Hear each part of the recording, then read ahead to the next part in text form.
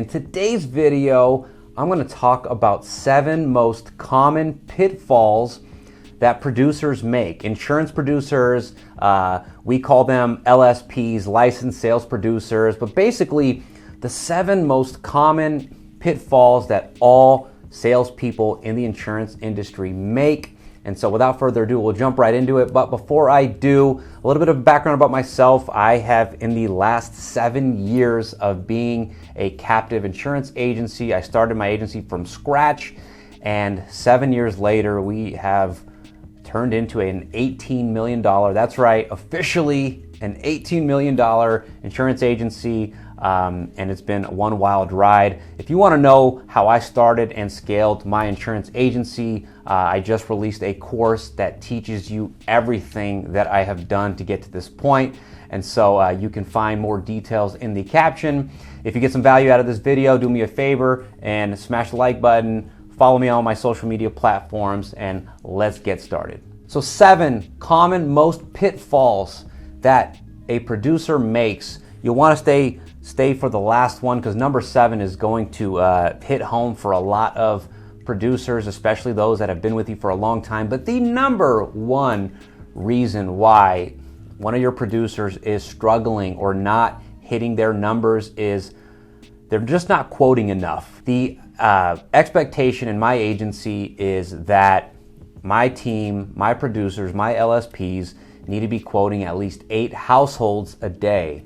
And if you've been following my channel, you hear me talk about this all the time. The number 1 thing that they need to be doing is quoting, right? If you're here for 8 hours, it's super reasonable to expect 8 household quotes. Now, this means roughly about anywhere from 13 to 20 quotes in general, because a household is going to be the home and the auto. It might be an umbrella, it might be a motorcycle, it could be all sorts of different things, but the expectation is that they got to quote 8 households a day. So if you have a producer that is struggling, that is the first thing I'm going to look at, is how many people are you quoting? Because in essence, we can't control the rates. Being a captive agency, if you're at a brokerage, it might be a little bit different, but even at a brokerage, you got to quote. There's a numbers game component of it. That's not everything. You need to have a strong sales process. And that's actually leads me to number 2, is the second reason why a producer is struggling is that they're not following a sales process. They are usually selling on price, or they're just, you listen to their phone call and they are just taking an order, like a McDonald's order. They're just gathering information and they're giving the quote at the very end with 0 value built. They're not giving a customer better coverages. They're just quoting them and strictly trying to save them some money. And so the number 2 reason is that they're usually not following a sales process, and that's up to you, the agency owner or management team, to dissect and to find out what's going on their call that's leading to them struggling in their sales. And so that's number 2, is they're not following a sales process. The third pitfall that a producer is making is that they are not building rapport. Now, this falls into the second one, which is they're not following a sales process. A lot of times rapport is in the sales process, but it's that important that I gave it its own category, right?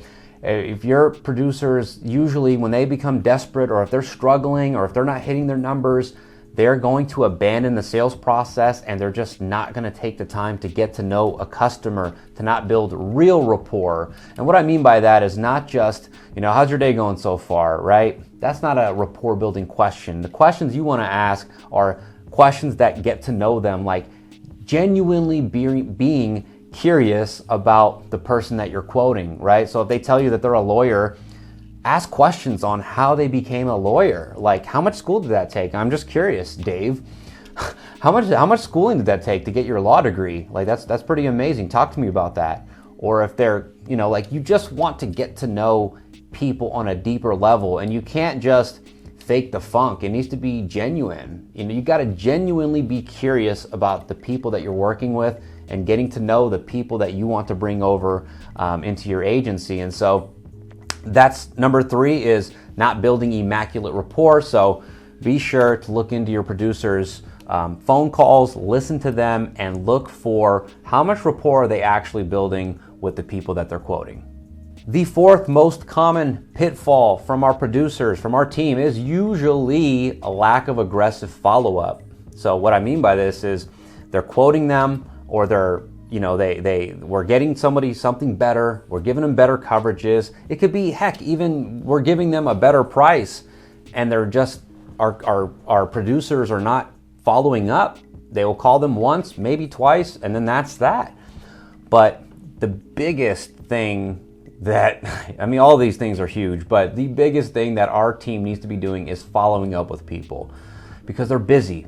They have their lives going on. The last thing that they're worried about is insurance. And so you got to make sure that your team is following up with the people that they're quoting aggressively until they get an answer. Like until they get a no, leave me alone, like we got to keep on following up with these people and be front of mind. And that's the worst case scenario. Hopefully you're able to close them on one call and provide enough value and build enough rapport. That way you're closing them. But if you are unable to do that, then you got to follow up. And so lack of aggressive follow-up is usually one of the major reasons why one of your producers is struggling. Number 5 is they're not asking for referrals. So, they're quoting people and we're signing people up, and we fail to ask them about the family members they may have in town or coworkers, right? And especially if you're quoting people at the time of this recording, the entire insurance industry is being shaken up right now, where every company is taking rate increases. And so if you're able to take care of somebody, you've got to ask them for more people like them, right? Because if, people tend to congregate together. And so, if you quoted somebody that's a married homeowner, then chances are they're going to know married homeowners, right? And so we have got to, in our team as well, we constantly have to check on our team and making sure that they are asking for referrals. And it's something that gets lost in translation, and we just kind of lost in our daily grind. But the best way that we have found to hold our team accountable is that whenever somebody uploads a sale and we all get notified that they got a sale, a follow-up question is, did you ask for the referral? And if not, then we hold our team accountable by making them call them back to make sure that they got the insurance cards, or that they were able to sign the cancellation docs, and we're making them call back like a redemption call to ask for the referral. So asking for referrals. Another thing is they're not posting on social media, right? And so they're missing out on those personal referrals that, I'll tell you like this, like if you're in Nevada and Oregon, like I am, we have agencies in each state, and we also, sell in Washington as well, that if you are not posting on social media and I am, the city is going to know me, and they're probably going to get the quote through me, right? So if you're not posting on social media, you're going to lose to the people that are posting on social media, because people like to go with people that they know first before they resort to buying an internet lead and things like that. So I highly recommend that if you're not, encourage your team. I don't force my team to post on social media, but I will give them posts. I will give them things to share, and I highly encourage them to post on their social media, especially if they're struggling. It's almost like a non-negotiable. Like if you're struggling, you're not hitting the numbers that you said you were going to hit, then I'm expecting that you're going to be posting on social media, that you're going to get resourceful as possible to try and drum up quotes. And then the more quotes you do, the more business you're going to write. And so not just asking for referrals, but also encouraging your team to post on social media if they're struggling.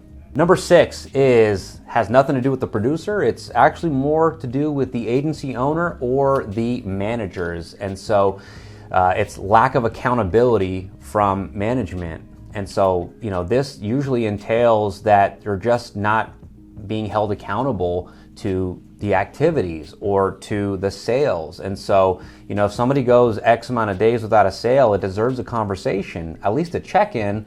And so if your managers, or if you aren't holding your team accountable, like my mentor used to always tell me, like, people are wired to do just enough to get by.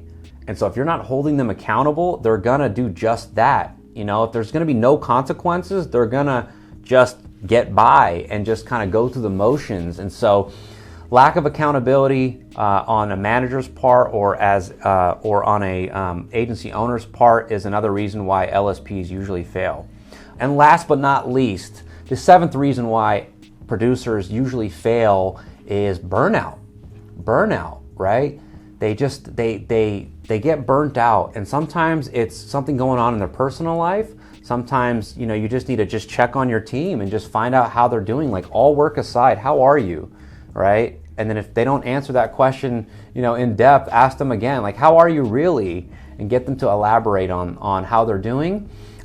Sometimes if someone's struggling, it's something going on in their personal life, or they're just burnt out. And sometimes you want to allow them to take some time off. And, maybe if they've been with you for a while and they are not requesting time off, encourage them to take some time off to go and get rejuvenated, to recalibrate. I know me as an agency owner, if I don't take time to recalibrate or to take a quick little vacation or just to get my mind away from this grind, I burn out as well, right? It's natural, we're human. So I noticed that producers that have been with me, for 1 to 2 years, you will see that burnout with them.